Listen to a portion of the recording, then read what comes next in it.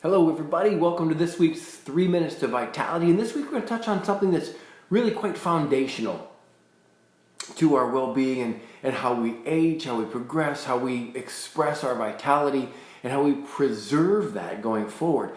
And that's a blood test that most people, unfortunately, aren't even aware that it exists, called the omega-3 index.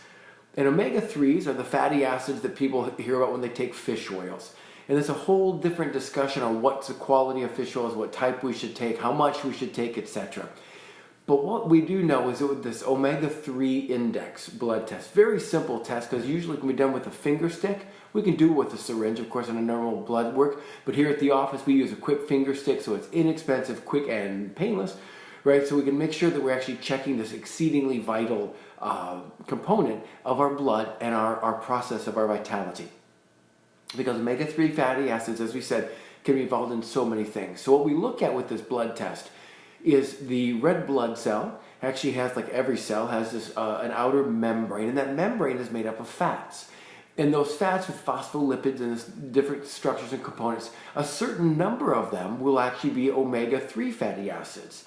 And so what we know is that we say that one cell, this is not actual, but let's say one cell has 100 phospholipids on the cell membrane wall. Well, when we count them, actually, let's say we said there are 6 of those 100 phospholipids that are actually omega-3s. Well, then the omega-3 index would be a saturation of 6%.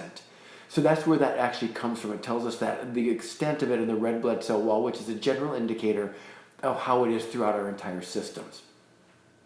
A convoluted way to actually get that measurement to express how we do that.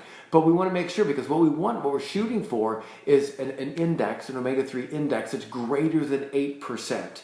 We know that the average American is running between 4 and 6%, and a huge, unfortunate percentage of us are running at 4% or less, right? Which puts us at significant risk of a host of degenerative diseases, from Alzheimer's to Parkinson's to Crohn's disease to arthritis, to other dementia, cognitive declines, to loss of muscle mass, to painful menstrual cramps, to you name it. It's a foundational component to make sure that our omega-3s are where they need to be, right? So the omega-3 index is something that we need to look at. And again, what that would tell us is not necessarily how much we need to take, because some might say, 500 milligrams of omega-3 fatty acids a day is adequate.